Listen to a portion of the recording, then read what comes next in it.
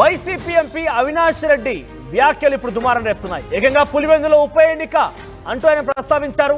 పులివెందుల ఉప ఎన్నిక కోసం చాలా మంది ఆరాటపడుతున్నారు. కానీ రాష్ట్రంలో 4 శాసనసభ్యులు రాజీనామా చేసి ఉప ఎన్నికలకు వెళ్తే ఎవరు దమ్మేంటో తెలుస్తోంది. కుప్పం, మంగళగిరి, పిఠాపురం ఎమ్మెల్యేలు రాజీనామా చేస్తే పులివెందుల అసెంబ్లీ స్థానానికి జగన్ కూడా రాజీనామా చేస్తారంటే అవినాష్ రెడ్డి మాట్లాడుకొచ్చారు. ఈ 4 అసెంబ్లీ స్థానాల ఫలితాలు 9 నెలల కూటమి పాలనకు రెఫరెండంగా తీసుకుందామని అవినాష్ రెడ్డి మాట్లాడుకొచ్చారు. జగన్ కు ప్రతిపక్ష హోదా ఇస్తే సినిమా చూపిస్తాడని చంద్రబాబుకు భయం పట్టుకుంది, అందుకే ఇవ్వడం లేదంటూ కూడా అవినాష్ రెడ్డి మాట్లాడుకొచ్చారు. ఒకసారి అవినాష్ రెడ్డి ఏం మాట్లాడారో చూద్దాం.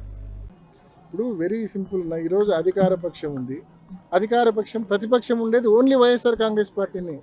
11 సీట్లు వచ్చినాయంటున్నారు, 40% ఓట్లు వచ్చినాయి అనేది ఏమన్నా మర్చిపోతున్నారా?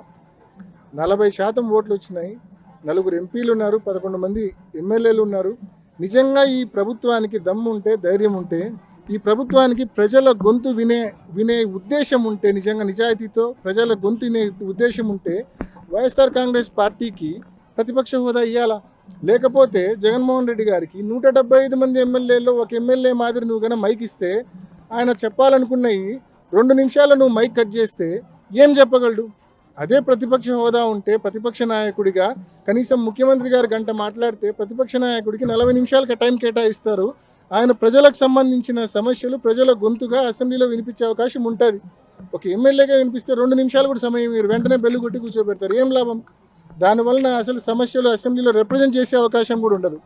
ఇది నిజంగా జగన్మోహన్ రెడ్డి గారిని అవమానం చేసినామని చంద్రబాబు నాయుడు గారు కానీ, స్పీకర్ కానీ, డిప్యూటీ స్పీకర్ గారు కానీ అనుకుంటున్నారు. కానీ ప్రజలను అవమానపరుస్తున్నారు. వీళ్ళు 40% మంది ఓట్లు వేసినారు వైఎస్ఆర్ కాంగ్రెస్ పార్టీకి. ప్రజలు గొంతుగా వైఎస్ఆర్ కాంగ్రెస్ పార్టీ పనిచేస్తూ ఉందని చెప్పి వాళ్ళు భయపడి ప్రజలు మనకు ప్రతిపక్ష హోదా ఇవ్వడం లేదు. సో వీళ్ళు బేసికల్గా జగన్మోహన్ రెడ్డి గారిని కాదు అవమానం గురి చేసేది, ప్రజలను అవమానిస్తూ ఉన్నారు ఈ కూటమి ప్రభుత్వము, ఈ స్పీకరు, ఈ డిప్యూటీ స్పీకరు.